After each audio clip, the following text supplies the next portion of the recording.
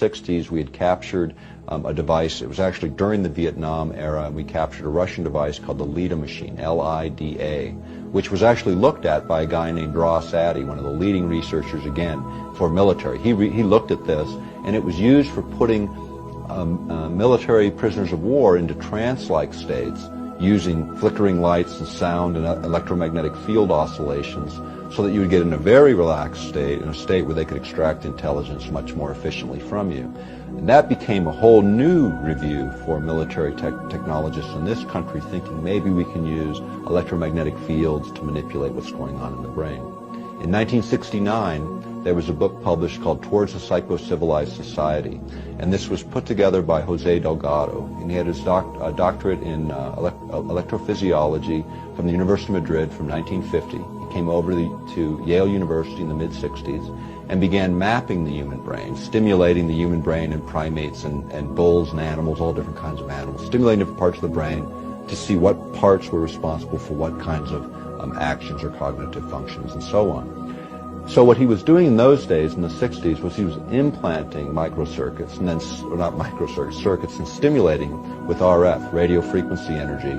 So one of the illustrations or photographs shows a charging bull coming at him, and he throws the switch, and the bull stops right in front of him. Well, by the mid-80s, he figured out you didn't need any implanted technologies. All you needed to know was how to modulate the right frequency. And the energy density, the concentration of energy, was 1/50th of what the Earth naturally produces. Very small energy in the RF range, radio frequency ranges.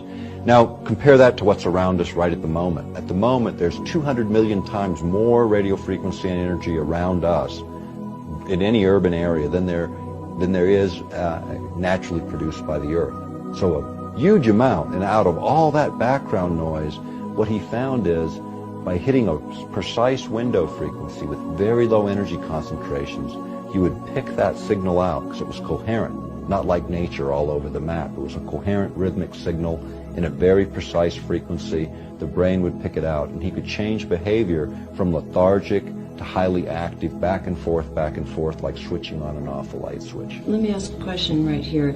Is that with a subject that was in, say, a short distance of whatever he was utilizing to affect this particular pulse, or is this at large? Could he do this on, say, larger groups?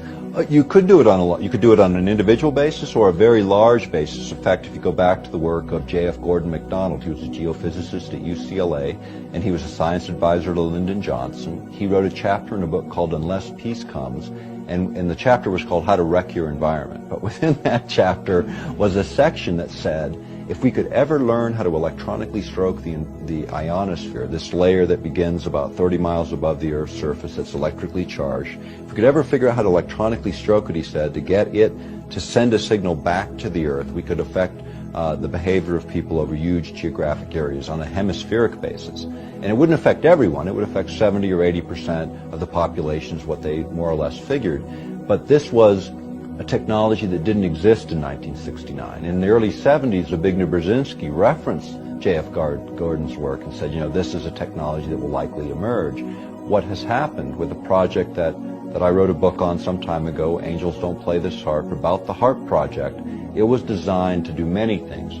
As a side effect or a deliberate effect, this can happen. The fact is they generate the right kind of signal in the right range to override brain function. And then you can kind of look at the brain in sort of this way in terms of predominant brain activity. 1 to 4 hertz or pulses or vibrations per second. This is where you are in your deepest states of sleep. The next range, approximately 4 to 7 hertz. This is the theta range, the theta range. This is where you are between awake and asleep, when you're consciously aware of your dreams. This is where little kids are between 3 and 6 years old, why they have trouble distinguishing reality from imagination, because of the way the brain works at that time. A little bit further up you have the alpha range, 7 to say 11, 12 hertz in that range. This is where you are when you're in the zone, when you're doing your art, your reading, your research, when you're really focused. That's where you want to be. And then above that is the beta ranges, where people should be when we're actively having this kind of a dialogue. And then high beta is where you are in your agitated states. If you think about affecting the brain by analogy, similarly to dialing a radio station. You know, when you dial through the radio station, most of the energy is just static. You're static between the stations. When you get on station, you get resonance, harmony between the transmitter and receiver, and you get a nice clear signal. The same is true in the human body and the human brain. Whether you look at it at an elemental level, the elements that compose the body, or you take it all the way up to the organs of the body, you can create modulations, oscillations that will override the brain's natural rhythms. The brain will entrain or lock onto that external signal and begin to mirror it. By putting this coherent signal in. Right. Coherent, meaning rhythmic, not random. Right. And so it's not so much the amount of energy, it's the way the energy is manipulated.